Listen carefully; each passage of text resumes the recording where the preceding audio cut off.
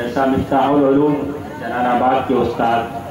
مولانا مفتی نظام الدین صاحب قاسمی استقبالیہ پیش کرنے جا رہے ہیں۔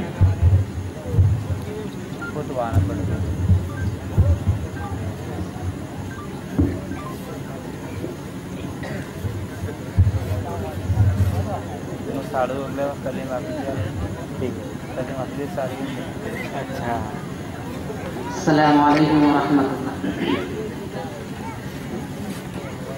پہلے تو تمام سامعین سے درخواست ہے ذرا سا مل کے بیٹھیں، تھوڑا قریب قریب آ جائیں۔ مجھے تو پہچان رہے ہوں گے تو پہچاننے کی بنیاد ذرا قریب آ جائیں، چونکہ اب ان کے بعد جو ہے حضرت والا ہی تشریف لائیں گے، تو قریب قریب ہو جائے ذرا سا، اور جگہ دے سونے والوں کو۔ اور یہ کون سو رہا ہے؟ انہیں جگہ بھائی اظہار کیا نام ہے اسے جگہ پاس آ جائیں، قریب آ جائیں ذرا سا، آ جائیں ذرا سا۔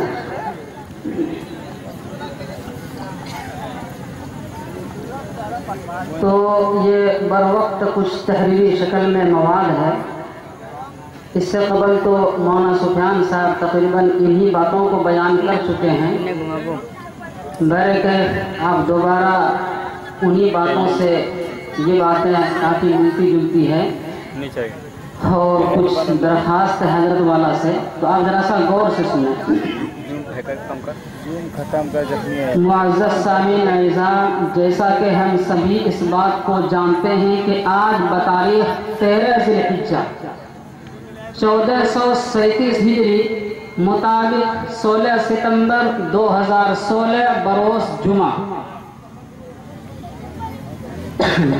سیکریٹری جمعیت علماء ہند حضرت مولانا حکیم الدین صاحب قاسمی کی مبارک آمد اور ورود مسعود پر ہم بزم اتحاد الطلبہ جہاز خطہ، اہل جہازی اور جملہ باشندگان علاقہ کی طرف سے دل کے نہا خانوں سے استقبال کرتے ہیں، نیز ان کی خدمت جلیلہ میں اہلاً و سہلاً مرحباً سلام قولا من رب رحیم اور ادخلوها بسلام آمین کا حسین گلدستہ پیش کرتے ہیں کہ آج جناب نے علالت و اسمحلال، مشغولیات و مصروفیات، ناسازی طبع اور قلت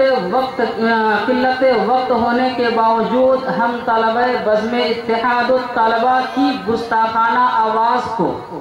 صدا بصحرا نہ کر کے جس شرف قبولیت سے نوازا ہے، ہمیں یہ سمجھ میں نہیں آتا کہ ہم اپنے جذبات محبت کو کس طرح ظاہر کریں، دل و دماغ میں تموج پذیر سینکڑوں احساسات کو کس طرح سے الفاظ کا جامہ پہنائیں، چونکہ ناطقہ سرب غریباں ہیں اور رہوار فکر و تخیل، ناطقہ سرب غریباں ہے اور رہوار فکر و تخیل، درماندہ زباں قاصر ہے اور عقل و خرد شجدر و حیرہ۔ ہم جہاں ایک طرف اپنی بے بازاتی کو دیکھتے ہیں تو وہی دوسری طرف جناب کی عظیم شخصیت، رومی کی نظر، رازی کی فکر اور غزالی کی تلقین کی قبائے زرعی زیب تن کیے ہوئے بے مثال قائدانہ بصیرت کا عمامہ باندھے اپنے مابین موجود پاتے ہیں، تو ہم اپنی خوش قسمتی پر جہاں فخر کرتے ہیں وہی بے انتہا شاداں و فرحاں ہیں، اور اپنی زبان سے وہی الفاظ دہراتے ہیں جو ایک غریب آدمی نے اپنے دروازے پر کسی بادشاہ کو دیکھ کر کہا تھا، کلاه داشتا دهقا بآفتاب رسید، کلاه داشتا دهقا بآفتاب رسید کہ سایہ برسرش انداخت چون تو سلطانے۔ اسٹیج پر جلوہ افروز مقتدی شخصیات اور سامعین ذی وقار، جس سرزمین سے ہم لوگ تعلق رکھتے ہیں، یہ کل بھی پسماندہ تھا اور آج بھی ہے۔ یوں تو یہ مسلمانوں کا اکثریتی علاقہ کہلاتا ہے، چونکہ موجودہ اعداد و شمار کے مطابق ضلع گوڈا کی کل آبادی 16,28,803 ہے، جس میں مسلمانوں کی کل آبادی 3,58,336 ہے۔ گویا کہ ضلع لیول پر مسلمانوں کی آبادی 26% ہے، اور جس پرکھنڈ میں ہم لوگ آباد ہے اس کی کل آبادی 1,17,000 ہے، جس میں مسلمانوں کی آبادی 70,000 ہے۔ گویا کہ اس بسندرائے پرکھنڈ میں مسلمانوں کی آبادی 60% ہے۔ اس کے باوجود یہ حالت ہے کہ مالی فراوانی نہ ہونے کی وجہ سے دینی اور عصری اداروں کی بہت کمی ہے، روزگار کے مواقع نہ ہونے کی وجہ سے اکثر و بیشتر نوجوان بے روزگاری کے شکار ہیں، گاؤں کی مساجد میں اماموں کا نظم نہیں ہے، اور امام نہ ہونے کی وجہ سے مکاتب کا کوئی سلسلہ نہیں ہے،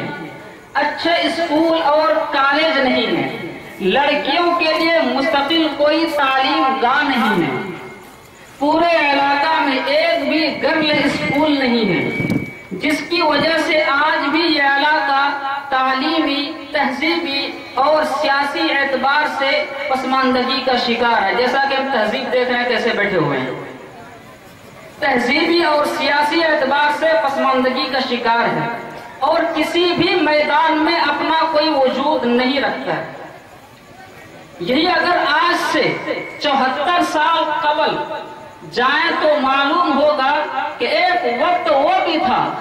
کہ دور دور تک کوئی جنازہ پڑھانے والا نہیں ملتا تھا،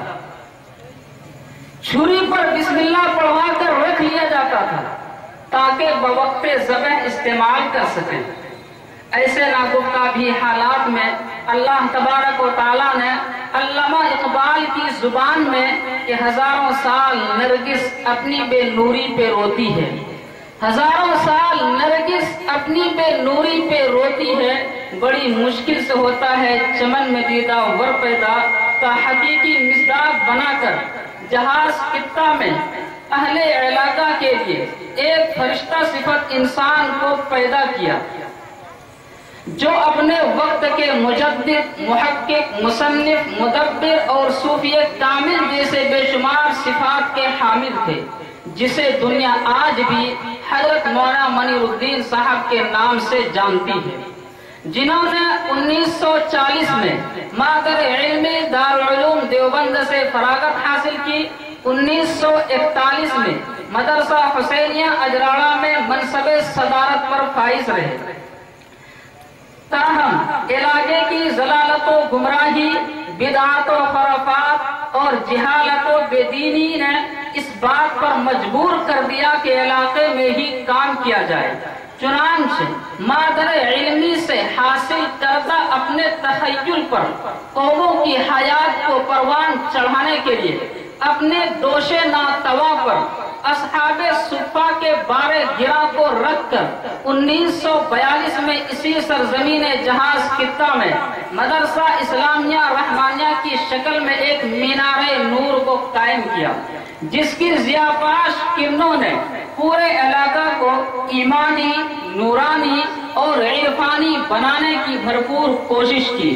شاید یہی وجہ ہے کہ جہاں اہل علاقہ کے لیے یہ سعادت کی بات ہے کہ ایشیا کی عظیم دینی درسگاہ ام المدارس دارالعلوم دیوبند اور علامہ اقبال کی روح سے تھوڑی سی معذرت کے ساتھ دارالعلوم تو مسلمانوں کے خوں کا امین ہے، دارالعلوم تو مسلمانوں کے خوں کا امین ہے، مانند حرم پاک ہے تو میری نگاہ میں، کہ اندر آج تقریباً 65 طلبہ ہوتے ہیں، صرف گوڈا ضلع سے 65 طلبہ ہوتے ہیں۔ وہیں اس بستی والوں کو بھی یہ سعادت حاصل ہے کہ یہاں پر شیخ الاسلام حضرت مدنی رحمت اللہ علیہ کے شاگرد مولانا مظہر صاحب باحیات ہیں، اور 1940 سے تاہنوس اس بستی سے لگ بھگ تسلسل کے ساتھ ہمیشہ کوئی نہ کوئی فیضیاب ہوتا رہا ہے، اور آج بھی 8 طلبہ کی تعداد میں موجود ہے۔ لہذا مذکورہ حالات اور پس منظر میں ہم اہل علاقہ کی طرف سے آج جناب کی خدمت مقدسہ میں کچھ عریضہ پیش خدمت ہے۔ نمبر 1، علاقہ میں مکاتب کی ضرورت کے پیش نظر قیام مکاتب کا مطالبہ کرتے ہیں۔ نمبر 2، اسلامی نہج پر گرل اسکول اور کالج کے لیے پہل کی درخواست ہے۔ نمبر 3، علاقائی اراکین جمعیت کو فعال بنایا جائے۔ اس کے لیے اگر ہم نوجوان ٹیم کی ضرورت پڑتی ہے تو ہم ہر ممکن قربانی پیش کریں گے۔ امید کے دامن شفقت میں شرف قبولیت سے نوازتے ہوئے نہ امید نہیں کریں گے۔ وعلیکم السلام ورحمۃ اللہ۔